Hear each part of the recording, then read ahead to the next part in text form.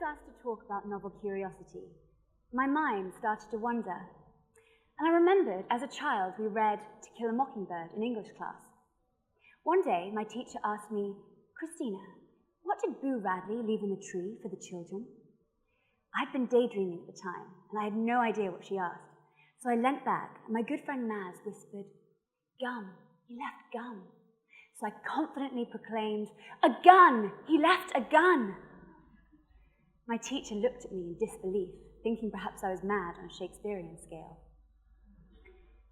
If you're anything like me, that will make perfect sense to you. It's our little secret, our private world that nobody knows about. So in thinking about novel curiosity, I thought I'd share with you the insatiable world of a daydreamer. At first, I tried to rein it in, but now I believe there's magic behind the magic. And in today's world, I fear daydreaming is being drowned out by technology. We're on 2 to 3 different machines at once. Our thought process is constantly being interrupted.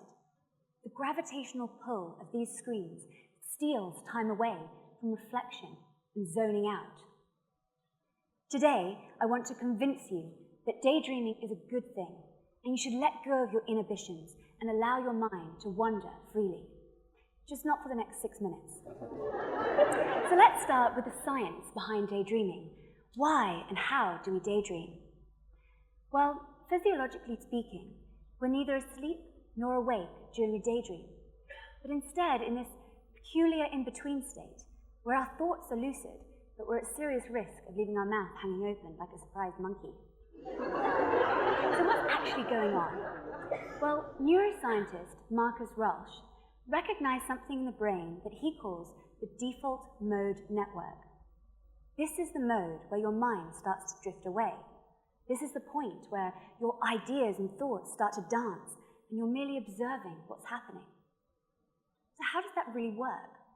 Well, scientists recognize that this so-called default mode network actually increases in activity while you're daydreaming. It consists of parts of the brain involved in sensory activity, experiences. That's why when you daydream, it can evoke emotion or make you laugh. Despite its name, this default mode network is never actually on default, but rather active, giving way to a flood of ideas and thoughts. So what's actually going on? Well, it does so by generating its own stimulation. The technical term for this is stimulus-independent thought, a thought that's originated from something other than your immediate surroundings. Have you ever felt yourself drifting away without any real control? Here's why. The part of the brain that's involved in supervising and reflecting on what you're daydreaming is also part of this default mode network. So in other words, you don't have enough capacity to think about what you're thinking. Studies show that we spend 50% of our daily waking time daydreaming, using this time to explore inner experiences, thinking about something that might happen in the future. We use our default mode network to help us understand other people. It's engaged when we're being empathetic, and it assists us in making moral decisions. The default mode network is actually found to be bigger in people who fantasize more. Creative thinkers have more grey matter, giving way to a vivid exchange of information and a sparkling of ideas. So now we understand the science behind daydreaming. Is it a good thing? Or is it just a cute way of saying you're unfocused, lazy, or even mad? Well, daydreamers have shaped our world for the better. Daydreamers allow information and knowledge to run freely through their mind, and then it connects in a way that they hadn't considered before. Daydreaming is actually a strong indicator of a well-equipped brain. It's correlated with better working memory, higher levels of creativity, and more effective problem solving. We've all heard the stories.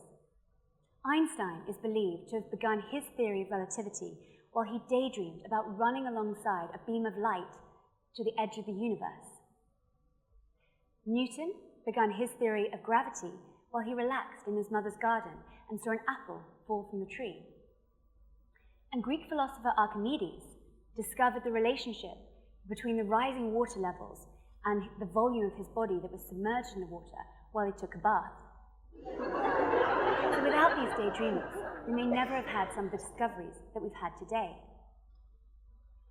So then, what's the problem? Should we all just put down our electronics, play hooky, and spend the next decade sitting under trees and swimming in Greek baths? Well, the problem is, daydreamers are eternal procrastinators. Daydreaming is like a little puppy begging to play, and although we like playtime, it means we find it hard to get things done. We're also using all of our energy to focus on our thoughts rather than what's going on around us. So without harnessing the power of daydreaming, are we just losing time and opportunities? Now let's address the power, or how to harness the power of daydreaming. I remember listening to John Cleese talking about his approach to creative writing when he wrote the famous Monty Python. He would go to a hotel in the country and check in with no checkout date. Then in the mornings, he'd go for long walks and allow himself to daydream. He would then write as freely and creatively as he liked. Not until late afternoon did he switch on his analytical mind, reviewing what he'd written and editing it into our beloved Monty Python. I believe we can learn from John Cleese in his ability to allow the mind to wander freely before harnessing his creativity into something magical. Similarly, Thomas Jefferson once said, "The object of a walk is to allow the mind to relax. One must not even permit themselves to think while on a walk." I know when I can't immediately find the solution to something, a walk, a run, a lie down on the grass staring up at the clouds can somehow clear the head. The more I chase a thought, an idea, a solution, the further it hides in my mind. The more I allow this so-called default mode network to run freely, the easier it is to find a solution. Ideas are in flight all around our minds, just waiting for clearance to land. So allow your minds to wander freely, but without harnessing the power of daydreaming, you won't be the next Einstein. In order to address the problem of daydreaming just stealing time, you need to capture each crazy thought, funny anecdote, or potential world-changing idea in a notebook.